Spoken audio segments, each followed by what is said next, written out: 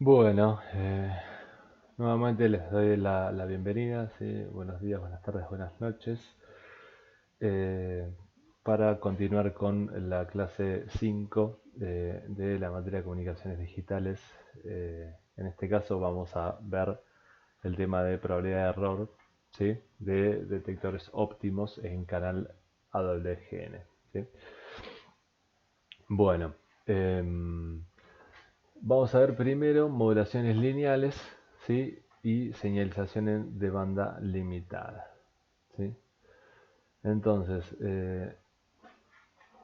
justamente, la primera modulación que vamos a ver, que es una modulación lineal y que además se utiliza en, digamos, cuando el canal tiene banda limitada, ¿sí? Cuando el ancho de banda es un recurso escaso, ¿sí? Bueno, la primera que vamos a ver es la MPAM o a veces también llamada MASK, ¿sí? Amplitude Shift Keying. Bueno, habíamos visto que la constelación la podíamos parametrizar de esta manera, ¿sí? La podemos decir que es más menos de min sobre 2 más menos 3 medios de min, hasta más menos m menos 1 sobre 2 por d min, ¿sí? Y ahora a partir de, a veces vamos a utilizar en vez de min directamente d para abreviar, ¿sí? Bueno, habíamos dicho también que la relación entre la distancia mínima de la constelación y los parámetros fundamentales de la constelación, como el orden de la constelación y la energía por bit, ¿sí? de la modulación, era esta de acá. Y vamos a considerar símbolos equiprobables, ¿sí? Siempre que hablemos de MPAM, vamos a decir que tenemos símbolos equiprobables, salvo que se explicite otro caso. Bueno, entonces si la dibujamos, la constelación es una constelación unidimensional, ¿sí? Y acá tengo todos los puntos, ¿sí? Entonces, el canal es un canal escalar y puedo decir que es R igual a Sm más N, ¿sí? Donde N es ruido, es una variable aleatoria, ¿sí? Normal de media cero y varianza N0 sobre 2, ¿sí? Y vamos a definir que justamente la varianza sigma cuadrado es eso, es N0 sobre 2, ¿sí? Bueno, entonces el detector óptimo es el de distancia mínima, ¿sí? Dice, en realidad cualquiera de las métricas es óptima porque el map es igual a ml, ¿sí? Es equivalente al ml, si se da que las probabilidades a priori de cada uno de los símbolos es la misma, ¿sí? Entonces, eso lo habíamos visto en la clase pasada, ¿sí? En el caso de tener constelación equiprobable con símbolos equiprobables y canal AWGN, bueno, el detector MAP y el ML son equivalentes y el detector de distancia mínima, ¿sí? Es una de las posibles métricas que se pueden utilizar, ¿sí? Bueno, entonces, si el detector de distancia mínima, las fronteras de decisión pasan por el punto medio entre dos símbolos adyacentes, que son estas fronteras marcadas acá, ¿sí? Estas fronteras pasan por el punto medio entre este símbolo y este símbolo, ¿sí? Em, bueno, entonces la probabilidad de error habíamos visto que la podíamos descomponer, ¿sí? Utilizando las probabilidades de error condicionales, ¿sí? Y entonces, bueno, como recuerdo, el ML maximiza, ¿sí? La probabilidad, la verosimilitud o la probabilidad condicional, la probabilidad del símbolo dado, el símbolo recibido dado el símbolo transmitido, ¿sí? Que no es otra cosa que la PDF del ruido, o sea, de n, en R menos SM, en R menos SM, ¿sí? Entonces eso para m de 1 a m. ¿Sí? Entonces básicamente voy a tener dos casos. Dos casos que analizar y que voy a tener que calcular diferentes probabilidades de error condicional. ¿Sí? Un caso va a ser si estoy en un punto exterior. ¿Qué es un punto exterior? Bueno, es este punto o este punto en el caso de la MPAM. ¿Sí? Punto exterior justamente porque tiene solamente un vecino, ¿sí? A izquierda en este caso y a derecha en este caso. ¿Sí? Entonces, ese va a ser un punto exterior. Todos los demás símbolos van a ser puntos interiores y van a tener dos símbolos adyacentes. ¿Sí? Para este caso, por ejemplo, va a tener este símbolo y este símbolo. O sea, dos fronteras de decisión, ¿sí? A izquierda y a derecha. Bueno, entonces, ¿sí? Para hacer un dibujito, ¿sí? Si tenemos, por ejemplo, que este es el símbolo Sm-1 y este es el símbolo S sub m, ¿sí? Entonces la frontera de decisión va a pasar por el punto medio, ¿sí? O sea, va a estar en m-2 sobre 2 por d, ¿sí? Siendo que este símbolo de acá es m-1 sobre 2 por d. Entonces la distancia a la frontera va a ser d sobre 2, ¿sí? Y esta probabilidad, ¿sí? Esta verosimilitud, no va a ser otra cosa que la gaussiana, ¿sí? Centrada en cada uno de los símbolos, ¿sí? O sea que cuando haya transmitido ese sub m, ¿sí? Este símbolo, voy a tener una gaussiana centrada en ese sub m, ¿sí? Y cuando haya transmitido ese m-1, voy a tener esta otra gaussiana, ¿sí? Entonces, el recuerdo de que el ML maximiza esto es porque justamente yo voy a estar detectando de acá para allá como que el símbolo transmitido fue S sub m porque esta gaussiana es mayor que esta otra gaussiana. ¿Sí? Entonces ML maximizo esta probabilidad, ¿sí? Condicional. Y por otro lado voy a estar detectando este símbolo, ¿sí? S sub m-1 en este segmento, dado que esta gaussiana, ¿sí? Es mayor que esta otra gaussiana, ¿sí? Entonces, bueno, claramente uno entiende qué es lo que está pasando con estas distribuciones en el detector ML, ¿sí? Bueno, entonces esto que está marcado acá en rojo es la EMES, la frontera, la región de decisión DM, ¿sí? Y bueno, cada uno de los símbolos va a tener su propia región de decisión, ¿sí? Bueno, entonces, ¿cómo calculamos la probabilidad de error condicional? ¿Sí? Dado que el símbolo, ¿sí? M en este caso, va a ser este símbolo. Bueno, la probabilidad de error va a ser la probabilidad de que R, ¿sí? Dado que transmití ese sub M, ¿sí? Que R caiga de esta frontera para allá, ¿sí? Si yo transmití este y este punto R cae de este lado, entonces me voy a estar equivocando, ¿sí? Entonces va a ser, tengo que calcular esta probabilidad de que R sea menor que este punto de acá, que es m-2 por d sobre 2, ¿sí? Condicionado a que transmití justamente este símbolo, o sea que S sub m es m-1 sobre 2 por d. ¿Eh? Bueno, entonces, ¿quién es R? R es canal de doble GN, bueno, es SM más N. ¿Sí? Esto no cambia nada, esto no cambia nada. Entonces, fíjense,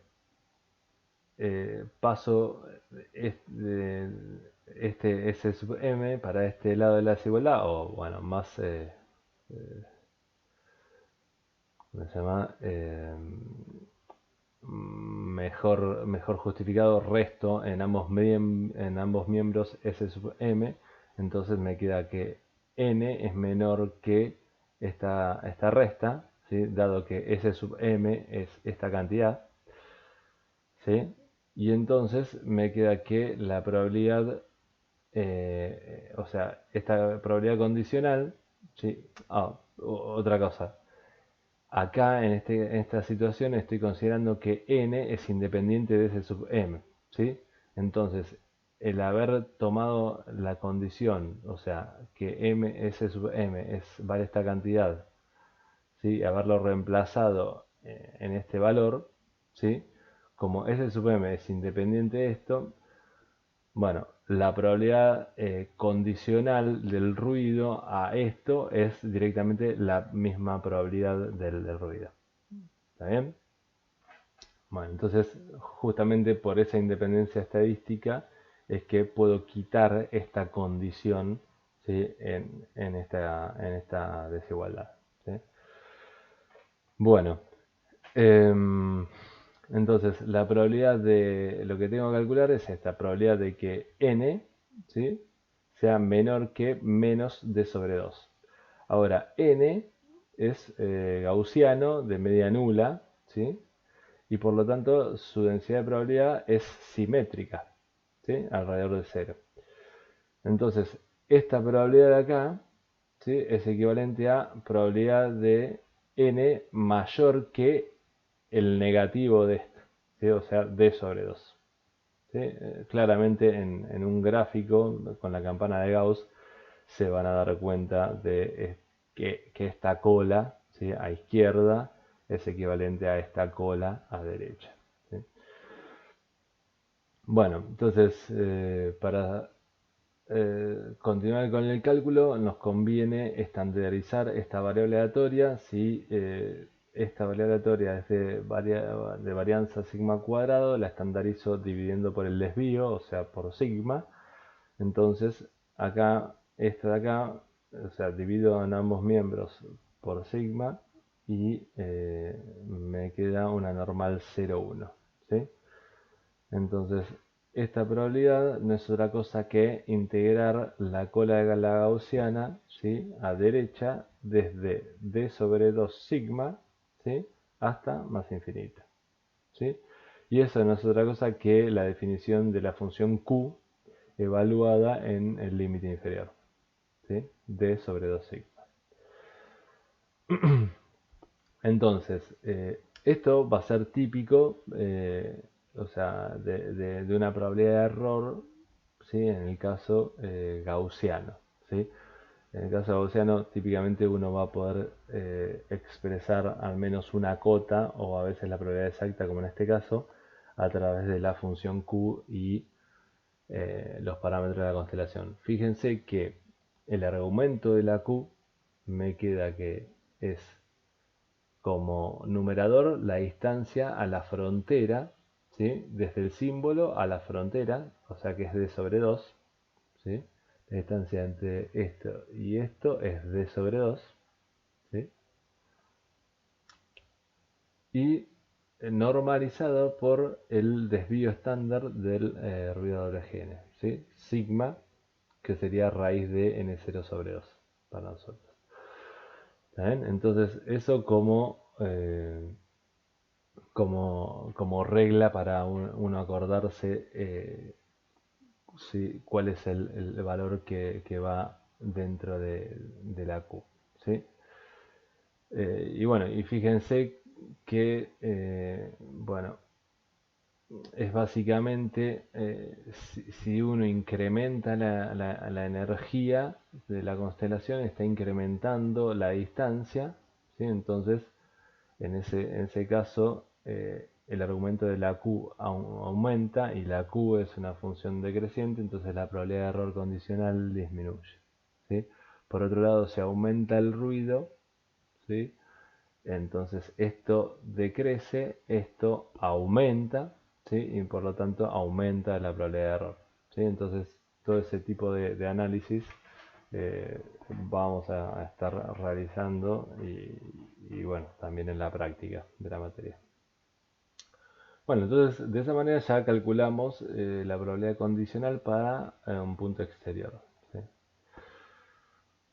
Ahora calculemos para los puntos interiores. ¿Sí? Esos puntos son m de 2 a m-1. ¿Sí? Entonces, un punto interior, ¿sí? S sub m va a tener dos fronteras, una compartida con sm-1 y otra compartida con m más 1. Va a tener la frontera a d sobre 2, ¿sí? A izquierda y a derecha. Esta probabilidad condicional, ¿sí? Dado que transmití este símbolo, va a ser nuevamente una gaussiana, ¿sí? Y nuevamente los puntos de cruce con las otras gaussianas, ¿sí? Correspondientes a este símbolo y a este símbolo, van a ser justamente en la frontera. ¿Sí?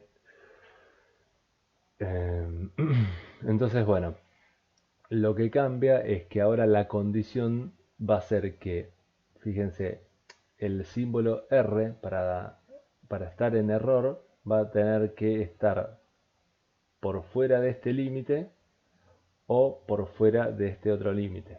¿Sí? Y como R es Sm más N, entonces eso quiere decir que el módulo N va a tener que ser superior a D sobre 2. ¿Sí?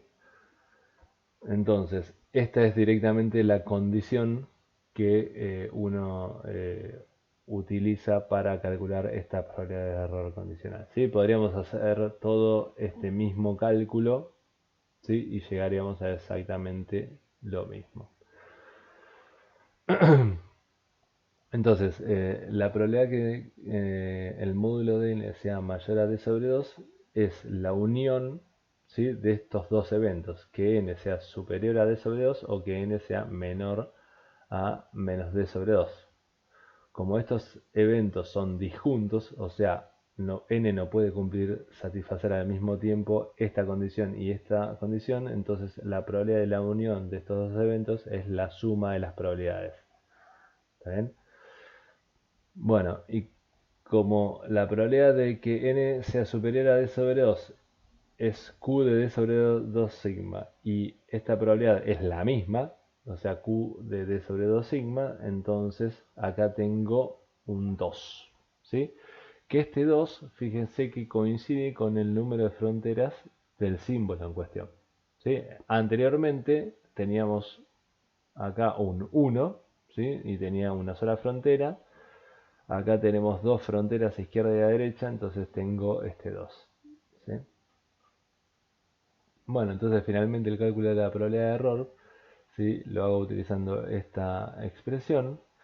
Entonces tengo que todas las probabilidades a priori son 1 sobre m, ¿sí? Tengo dos símbolos, ¿sí? Que son puntos exteriores, y tengo m menos dos símbolos que son puntos interiores. ¿Sí? Entonces, en el caso de símbolos exteriores, la probabilidad de error es directamente q de d sobre 2 sigma, y en este caso tengo 2q de d sobre 2 sigma. ¿Sí? Bueno, haciendo la cuenta, que es un desarrollo algebraico simple, bueno, llegamos a que la probabilidad de error es esta fórmula acá, dos veces, ¿sí? 1 menos 1 sobre m q raíz cuadrada de 6 logaritmo base 2 de m dividido a m cuadrado menos 1 por lo que sería el hebno, ¿sí? Lo que sería el cociente entre la energía de bit promedio, ¿sí? A densidad espectral de potencia en el cero. ¿Sí? Para esto de acá, bueno, utilizamos, reemplazamos por D, ¿sí? La fórmula que teníamos, ¿sí? Para esta de acá, para la MPAM. ¿Está bien? Y bueno, y después usamos que sigma cuadrado es n0 sobre 2. ¿Sí? O sea, que la densidad espectral de potencia ¿sí? En cada dimensión es n0 sobre 2. Bueno, entonces, como observación, el desempeño de una MPAM en el canal WGN está determinado por justamente la relación señal-ruido promedio por bit, ¿sí? Que la vamos a llamar gamma B, ¿sí? Esta de acá. Y por el orden de la constelación. Fíjense que son los únicos dos parámetros que determinan la probabilidad de error, ¿sí? Entonces, fíjense, podemos hacer este análisis.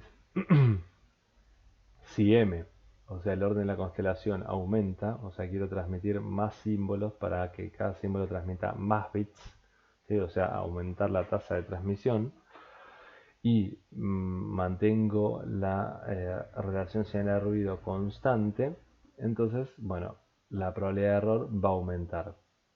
¿Por qué? Porque, bueno, claramente esta función va a decrecer, ¿sí? El logaritmo crece más lentamente que esta función cuadrática, ¿sí? Entonces, el argumento de la Q va a decrecer, entonces la Q va a aumentar y por lo tanto la probabilidad de error va a aumentar. Fíjense que típicamente lo que uno analiza para ver qué sucede con la probabilidad de error es lo que sucede en el argumento de la Q, ¿sí? Porque tiene un peso exponencial, ¿sí? Respecto a eh, este factor que es un factor lineal, ¿sí? ¿Por qué un factor exponencial? Bueno, porque hay cotas. Esto básicamente se puede acotar por una eh, exponencial con el argumento al cuadrado, ¿sí? O sea, similar a una gaussiana. Entonces, bueno, ese comportamiento es un comportamiento exponencial, ¿sí? Entonces, bueno, obviamente, si quiero transmitir más información al mismo precio, al mismo costo, sin invertir en ningún peso extra, ¿sí? Bueno, voy a tener que pagarlo con probabilidad de error, ¿sí? Si por ejemplo, si quiero aumentar M y quiero mantener el mismo desempeño, o sea, la probabilidad de error la necesito constante, bueno, entonces necesariamente tengo que incrementar la relación señal-ruido. Y ahí típicamente uno puede tocar, puede elegir transmitir más potencia, ¿sí? Básicamente el ruido en el receptor va a estar dado por eh, digamos, la primera etapa analógica del receptor, ¿sí? Y bueno, dependerá de ciertas características, en particular de la figura de ruido de ese receptor, pero básicamente uno no va a poder disminuir demasiado, ¿sí? El ruido introducido en el demodulador. Entonces, bueno, hago este análisis. ¿Sí? Me paro en esta condición, cuando m es mucho mayor a 1. Si m es mucho mayor a 1, entonces este factor va a ser, casi no va a afectar respecto de este, ¿sí? Respecto de 1. Y por otro lado, este 1 tampoco va a pesar respecto de m cuadrado, ¿sí? Entonces, aproximadamente la probabilidad de error va a ser 2 veces q de esto de acá, ¿sí? Entonces, fíjense, si quiero transmitir un bit más con la misma probabilidad de error, ¿sí? Entonces, un bit más me va a decir que el m', o sea, el nuevo m, va a tener que ser 2m, ¿sí? Claramente porque el k', ¿sí? La cantidad de bits por símbolos va a ser k más 1 en esta situación. Y lo que quiero es transmitir un bit más. Bueno, en ese caso, la probabilidad de error va a ser 2 veces q de la raíz de la fórmula que ya calculamos. 6 log 2 de m' dividido m' al cuadrado por la nueva relación señal-ruido que necesite, ¿sí? Entonces, ahora m' es 2m. ¿Sí? Entonces reemplazo acá, me queda esto de acá. y digamos, este m' al ser 2m me queda m cuadrado y acá este 4, ¿sí? Entonces, si digo que m es mucho mayor a 1, puedo nuevamente desechar este 1 sumando, y entonces comparo estas dos fórmulas y veo que para mantener la misma probabilidad de error, ¿sí? Aumentando un bit por símbolo, entonces, bueno, voy a necesitar que la nueva SNR va a ser 4 veces la anterior, ¿sí? Es decir, necesito incrementar la potencia en dB, 10 logaritmo en base 10 de 4, ¿sí? O sea, aproximadamente 6 dB, ¿sí? Entonces, bueno, este es un parámetro típico de la MPAM, ¿sí? Aproximadamente transmitir un bit más me cuesta 6 dB de potencia extra, ¿sí? Eso es un cálculo aproximado, pero si quieren el cálculo exacto para una probabilidad de error de 10 a la menos 6, bueno, eh, si quiero transmitir 2, ¿sí? O sea, un bit más que 1, o sea, 2 bits, entonces, bueno, necesito incrementar 7 dB, ¿sí? Después, para pasar de 2 a 3, necesito incrementar 6,3, para pasar de 3 a 4, 6 dB y luego 5. Entonces, bueno, claramente se ve que a medida que K aumenta, o sea que M aumenta, bueno, este cálculo es más y más preciso, ¿sí? Y entonces, para tener un gráfico de probabilidad de error, típicamente lo que se grafica es probabilidad de error en escala logarítmica, ¿sí? En función de el gamma b, o sea, la relación señal de ruido por bit, ¿sí? Que tengo en la constelación.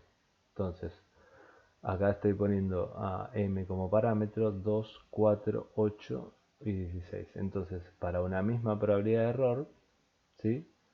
Para m igual a 2 o k igual a 1 estoy en este punto, ¿sí? Si quiero aumentar a k igual a 2, entonces voy a m igual a 4. Esto me cuesta 7 dB más, ¿sí? Y después para 3, o sea, m igual a 8, estoy con 6,3 dB más, y acá ya tengo 6 dB, ¿sí? Bueno, este fue un análisis bastante exhaustivo. Vamos a hacerlo ahora para la MQAM, ¿sí? Vamos a ver la MQAM cuadrada, o sea, cuando M es potencia de 4. Bueno, entonces, en ese caso, ese sub M, o sea, el símbolo es un vector de R2, ¿sí? Estamos analizando, ¿sí? Con símbolos reales. Entonces, bueno, la QM es de dimensión 2, ¿sí? Entonces SMI, o sea, la parte real la parte real, la componente en fase y la componente cuadratura, bueno, los puedo tomar de este conjunto, ¿sí? Más menos d sobre 2, más menos 3 medios de d sobre 2 hasta este otro símbolo, ¿sí? Y en el caso de la MQM habíamos visto que la distancia mínima respondía a esta fórmula en términos de EB y de M, ¿sí? Y nuevamente vamos a considerar que las probabilidades a priori son todas iguales, o sea que tengo una constelación con símbolos equiprobables, ¿sí? Bueno, acá dibujé una constelación de 16 símbolos, o sea, una 16 QM, ¿sí? Tengo 4 símbolos acá, 4 símbolos acá, entonces en total tengo 16 símbolos, ¿sí? Y en general, digamos, para m cualquiera voy a tener, digamos, que esto de acá es raíz de m, ¿sí? Y esto de acá es raíz de m, ¿sí? Entonces en total voy a tener m símbolos. Entonces, eh, si le resto este símbolo y este símbolo, los símbolos que voy a tener acá en el lateral van a ser raíz de m menos 2. ¿sí? Em, bueno, entonces, y voy a tener básicamente que analizar tres situaciones, ¿sí? Para calcular las probabilidades de error condicionales. La primera situación va a ser un punto esquina, ¿sí? Donde tengo este punto que tiene una frontera acá y esta otra frontera acá. Después voy a analizar los puntos laterales, que voy a tener básicamente tres fronteras, esta y esta, ¿sí? Este es otro punto lateral, este es un punto lateral, punto lateral, punto lateral y punto lateral. Y después voy a tener los puntos interiores que tienen cuatro fronteras de decisión, ¿sí? Bueno, entonces el canal vectorial va a ser este canal de acá, ¿sí? En R2, o sea que el vector gaussiano va a ser de media nula, 0, 0, y de varianza, de matriz de covarianza N0, la identidad de 2, y entonces la varianza por dimensión, ¿sí? Va a ser sigma cuadrado N0 sobre 2. ¿Ok? Entonces esta es la varianza de la primera variable aleatoria, ¿sí? En la primera componente de este vector, y esta es la varianza de la segunda, ¿sí? A eso nos referimos con la varianza por dimensión. Bueno, entonces el detector óptimo va a ser nuevamente, siempre es el map, pero en este caso de símbolos equiprobables va a ser equivalente al ML, ¿sí? Ya que tengo todas las probabilidades a priori iguales. Entonces el detector de distancia mínima es un criterio óptimo, ¿sí? Entonces, nuevamente puedo utilizar esta fórmula para computar la probabilidad de error ¿sí?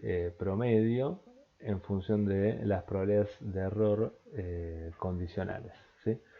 Sin embargo, fíjense que acá me conviene utilizar primero, eh, calcular primero la probabilidad de error, la probabilidad de detectar correctamente, ¿sí? Cada símbolo, ¿sí? O sea, es calcular estas probabilidades condicionales, ¿sí? Eso va a simplificar un poco el análisis, ¿sí? Entonces, como ya les dije, tengo tres puntos, tipo punto esquina, punto lateral y punto interior, ¿sí? Entonces, bueno, en principio, y nuevamente, ¿no? Como el detector es de distancia mínima, entonces, bueno, estas fronteras de decisión van a pasar por los puntos medios entre, por ejemplo, este símbolo y este símbolo, ¿sí? Esta frontera acá va a pasar por el punto medio entre este y este, ¿sí? Y entonces así para cada uno de estos símbolos.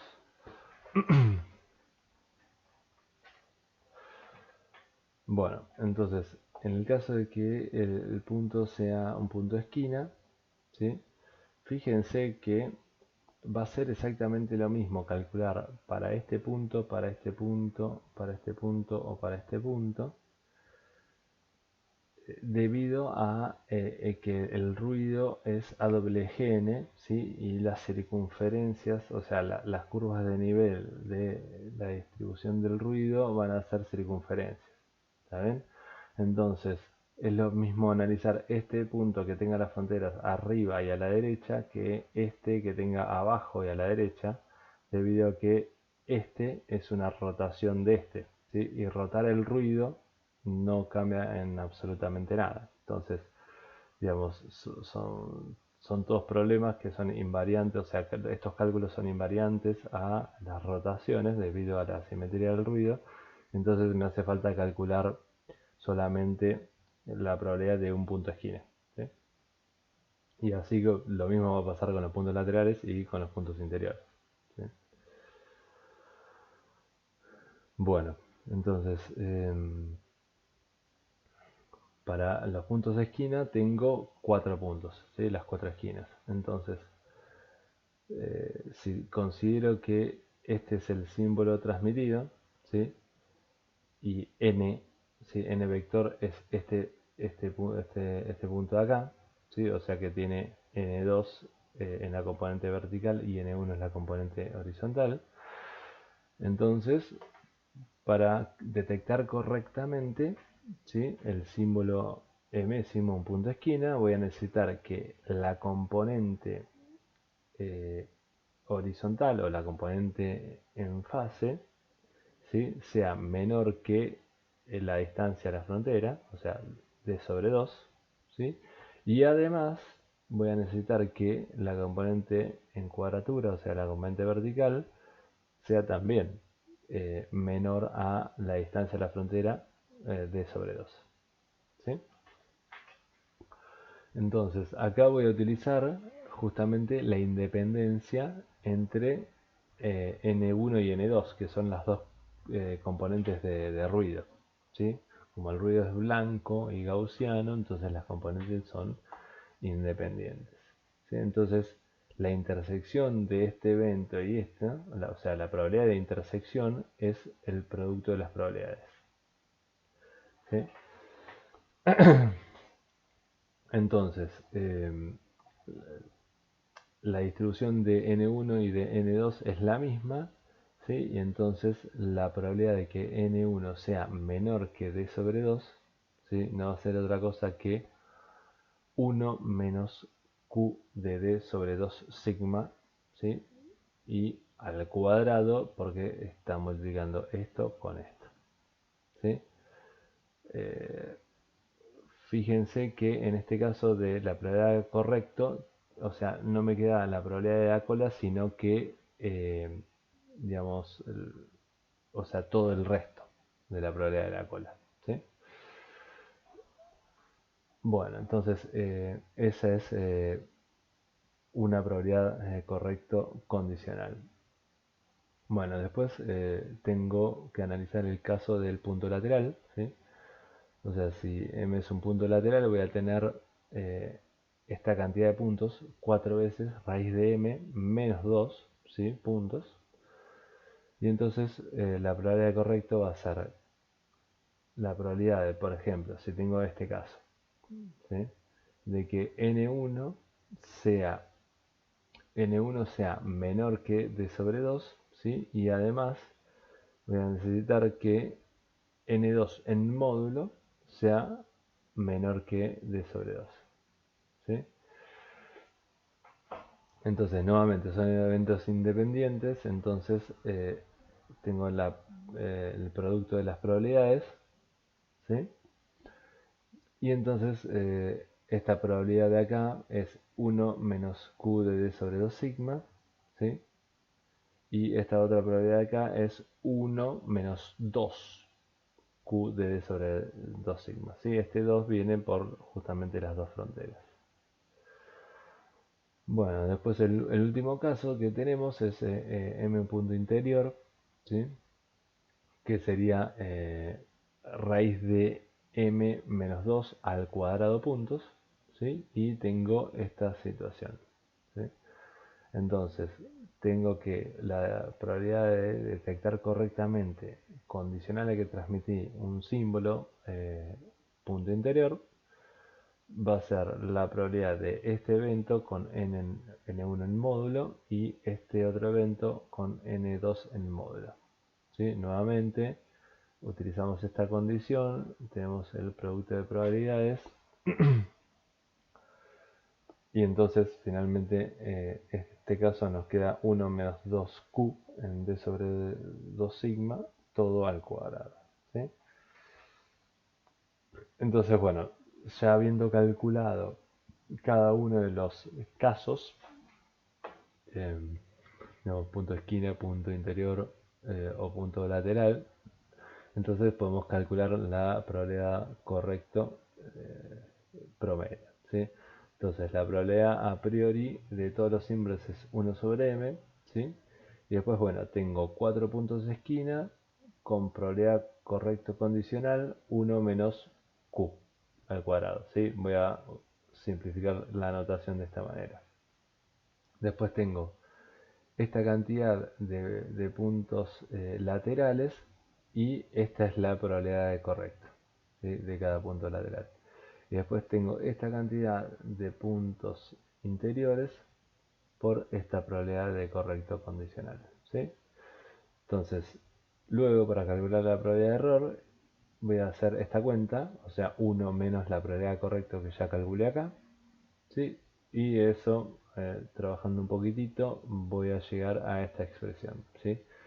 Que va a ser 4 por este término, Q de D sobre 2 sigma por este otro término.